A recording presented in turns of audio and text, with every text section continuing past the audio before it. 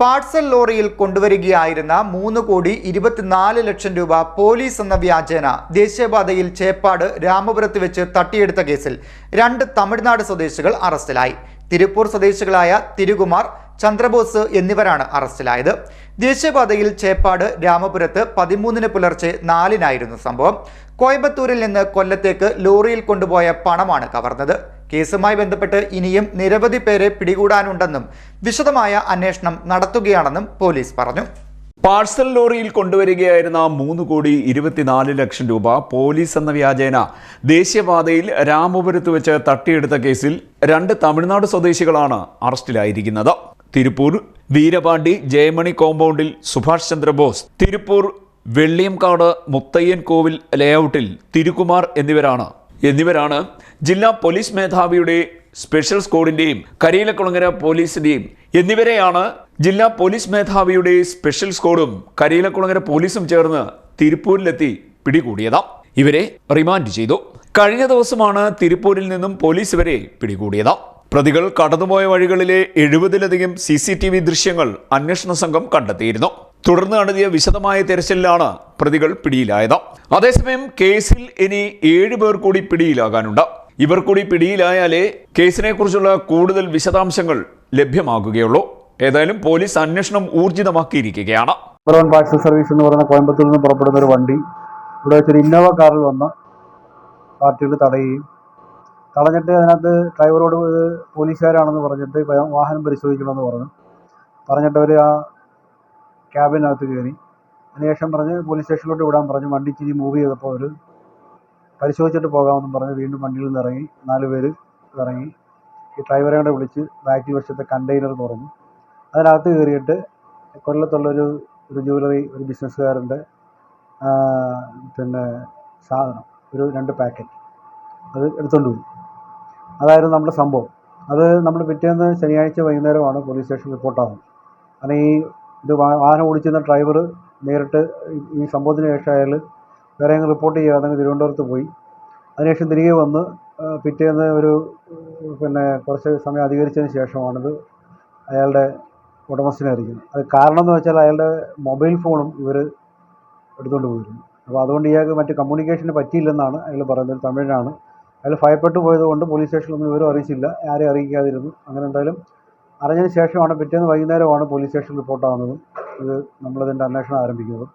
അന്വേഷണം ഇത് അറിഞ്ഞ സമയത്ത് പിന്നെ നമ്മൾ സംഭവ സ്ഥലം സന്ദർശിച്ചു. കായംകുളം DYSP അദ്ദേഹം ബാബുട്ടൻ സാറും ഹരിപ്പാട് CI, ഞാൻ ഹരിപ്പാട് CI, SI ഇവരെല്ലാവരും കൂടെ സംഭവ സ്ഥലത്തിൽ നിന്ന് ഏകദേശം അന്നേരം തന്നെ നമുക്ക് കിട്ടിയ ഒരു CCTV ദൃശ്യം കിട്ടി. അപ്പോൾ അതിൽ ഇങ്ങനൊരു ഓപ്പറേഷൻ്റെ ചെറിയ ഭാഗം കാണാൻ പറ്റി. അപ്പോൾ നമുക്കതിൻ്റെ കാര്യങ്ങൾ മനസ്സിലായി. പിന്നെ ഡ്രൈവറെ കൂടുതൽ ചോദ്യം ചെയ്തു. അയാളുടെ പങ്കാളിത്തം നമ്മൾ എന്തെങ്കിലും ഉണ്ടോ എന്നറിയാൻ വേണ്ടി കൂടുതൽ അയാളെ ചോദ്യം ചെയ്തിരുന്നു. പിന്നീട് ആ സമയം തന്നെ ഒരു ജില്ലാ പോലീസ് മേധാവിയുടെ നിർദ്ദേശപ്രകാരം ഒരു ഇൻവെസ്റ്റിഗേഷൻ ടീമിനെ തയ്യാറാക്കി. ഞാനും SI ബജിത്ലാൽ, ഞാൻ അതുപോലെ ഒരു 8 പേരടങ്ങുന്ന പോലീസ് ടീമിനെ തയ്യാറാക്കി അന്വേഷണം ആരംഭിച്ചു. അവർ ആ സമയം തന്നെ ഞങ്ങളെല്ലാവരും കൂടി ആ സമയം തന്നെ ഇതിൻ്റെ പ്രദേശത്തുള്ള CCTV ക്യാമറകൾ പരിശോധന നടത്തി. അങ്ങനെ ഓരോ CCTV ക്യാമറകൾ പരിശോധിച്ച് ഈ വാഹനങ്ങളെ ഐഡൻറ്റിഫൈ ചെയ്യാൻ വേണ്ടി ശ്രമം നടത്തിയെങ്കിൽ ഈ ഓപ്പറേഷൻ കഴിഞ്ഞതിന് ശേഷം നമ്മുടെ നങ്ങ്യാർകുളങ്ങര കവലയിൽ നിന്നും റൈറ്റ് കയറി മാവേലിക്കര ആ ഭാഗം വഴി അടൂർ അങ്ങനെ പോകുന്നതായിട്ടാണ് മനസ്സിലായത്.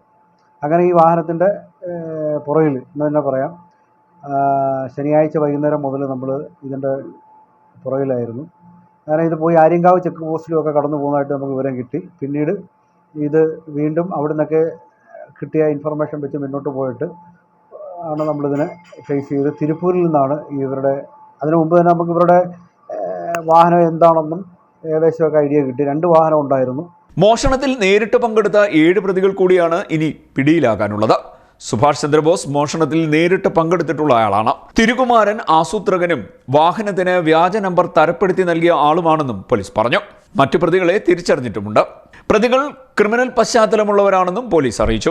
2 പേർ പിടിയിലായതറിഞ്ഞ് മറ്റു പ്രതികൾ ഫോൺ സ്വിച്ച് ഓഫ് ചെയ്ത് മുങ്ങിയിരിക്കുകയാണെന്നും പോലീസ് പറഞ്ഞു. മോഷണത്തിന് ശേഷം ലോഡ്ജിൽ മുറിയെടുത്ത് പണം പങ്കിട്ടെടുത്തെന്നാണ് സൂചന. ലഭിച്ച തുക കൊണ്ട് സ്വർണ്ണമാല വാങ്ങിയെന്നും ഒരു പ്രതി പറഞ്ഞിട്ടുണ്ടെന്നും പോലീസ് പറഞ്ഞു. 5 ദിവസം തമിഴ്നാട് കേന്ദ്രീകരിച്ച് നടത്തിയ അന്വേഷണത്തിലാണ് കാറിലുണ്ടായിരുന്ന പ്രതികളെ തിരിച്ചറിയാൻ പോലീസിന് സാധിച്ചത്. കഴിഞ്ഞ 13-ന് പുലർച്ചെ 4 മണിക്കായിരുന്നു സംഭവം. കോയമ്പത്തൂരിൽ നിന്നും കൊല്ലത്തേക്ക് ലോറിയിൽ കൊണ്ടുപോയ പണമാണ് കവർന്നത്. കൊല്ലത്തെ ഒരു ജ്വല്ലറി ഉടമയ്ക്ക് കൈമാറാനുള്ളതായിരുന്നു പണം. ലോറി തടഞ്ഞു നിർത്തി പോലീസാണെന്ന് പറഞ്ഞ് പരിശോധന നടത്തുകയും കണ്ടെയ്നർ ഭാഗം തുറന്ന് പണം കവരുകയുമായിരുന്നു. കോയമ്പത്തൂരിലെ നമ്പർ 1 എയർ സ്പീഡ് പാഴ്സൽ സർവീസിന്റെ ലോറിയിലാണ് പണം കൊണ്ടുവന്നത്. ഒരു സ്കോർപിയോയിലും ഇന്നോവയിലുമാണ് 8-അംഗ സംഘം സ്ഥലത്തെത്തിയത്. സതീഷ്, ദുരൈ അരസ് എന്നിവരാണ് പണം കവർച്ച ആസൂത്രണം ചെയ്തവരിൽ പ്രധാനിയെന്നും പോലീസ് പറയുന്നു. ഇതിൽ ദുരൈ അരസ് ഒരു ദേശീയ പാർട്ടിയുടെ തമിഴ്നാട്ടിലെ പോഷക സംഘടനാ നേതാവ് കൂടിയാണ്. BJP ആണ് ആ പാർട്ടിയെന്നും സൂചനയുണ്ട്. ദുരൈ അരസിന് കുംഭകോണത്ത് തുണി വ്യവസായമുണ്ടെന്ന സൂചനയും പോലീസിന് ലഭിച്ചു. കേസിൽ ഉൾപ്പെട്ടവർ നേരത്തെയും സമാനമായ കേസുകളിലും മറ്റും പ്രതികളാണെന്നും പോലീസ് പറയുന്നു. Kayamkulam DSP N Babukuttan, CI J Nizamuddin, SI ബ്രിജിത്തലാൽ, Nishad, Akhil, Iyas, Manikuttan, Shanavas, Deepak, Shah Jahan, Siddique, Girish എന്നിവരുടെ നേതൃത്വത്തിലാണ് അന്വേഷണം നടക്കുന്നതും പ്രതികളെ പിടികൂടിയതും. CDNet news, Kayamkulam.